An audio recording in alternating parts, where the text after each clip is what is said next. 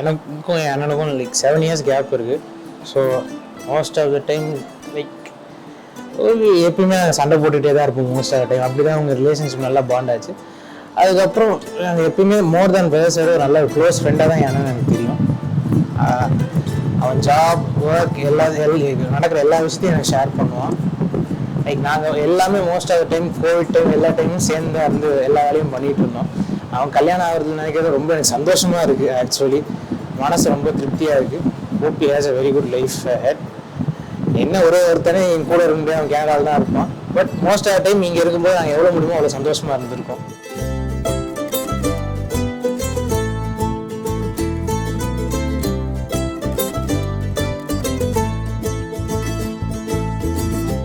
So my sister husband, he is very loving, charming, and I think he's an ideal, perfect match for me as my sister's bride. Yeah, he's good looking, he's hard working, and I think my sister can motivate him too, and also he can motivate my sister. മോളെ കുറിച്ച് പറയുകയാണെങ്കിൽ ഇപ്പം ഞങ്ങളുടെ ഒരു ജീവിതത്തിൻ്റെ ഒരു ഭാഗം തന്നെയായിരുന്നു അവൾ. ഇപ്പം മോളിപ്പോൾ വേറെ ഒരു കുടുംബത്തിലേക്ക് ചെന്ന് കയറുകയാണ്. അപ്പം ഞങ്ങളുടെ ഒരു വീടിൻ്റെ ഐശ്വര്യം എന്ന് പറഞ്ഞാൽ ഞങ്ങൾക്ക് ഞങ്ങളുടെ മോളാണ്. മോളും മോനും ഐശ്വര്യമാണ്. നമുക്ക് മോളും മോനും ഞങ്ങളുടെ ഐശ്വര്യമാണ്. പക്ഷെ മോൾക്ക് എപ്പോഴും പെൺമക്കളോട് പ്രത്യേകിച്ച് അച്ഛന്മാർക്കൊരു പ്രത്യേക സ്നേഹമുണ്ട്. അപ്പോൾ ഞാനപ്പോൾ ആ സ്നേഹം അവൾക്ക് കൊടുത്തും അവളെ എനിക്ക് നൽകിയും അവളുടെ അമ്മയോടെയുള്ള സ്നേഹത്തേക്കാൾ കൂടുതൽ അവൾ എനിക്കൊക്കെ നൽകിയൊക്കെ ഇരുന്നതാണ്. അത് ഇപ്പോൾ ഒന്നും മാറിപ്പോകണില്ല.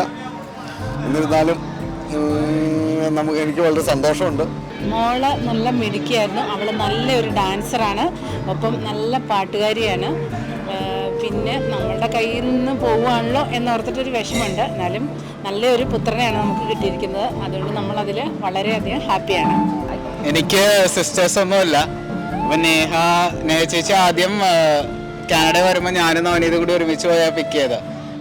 അപ്പം തൊട്ട് എനിക്കറിയാം. അപ്പോൾ അന്ന് കാണുമ്പോൾ തൊട്ട് ഇപ്പം എൻ്റെ ഒരു സിസ്റ്ററെ പോലെ തന്നെ ഇപ്പം കല്യാണം കഴിയുമ്പോൾ നമുക്ക് ഭയങ്കര ഹാപ്പിയാണ്. അബിയളി എന്ന് പറയുമ്പോൾ പുള്ളിക്കാരിക്ക് പെർഫെക്റ്റ് മാച്ചാണ്.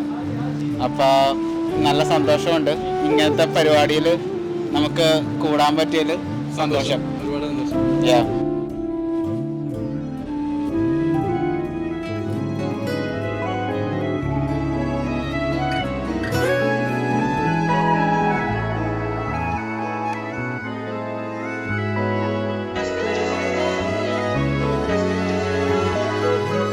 நால நாளும் நில்லாம நீடி சுத்திக்கிச்சு பொல்லாத பார்வை பல்லால பேச சொக்கிக்கிச்சு சொக்க வச்சாலே யாரோ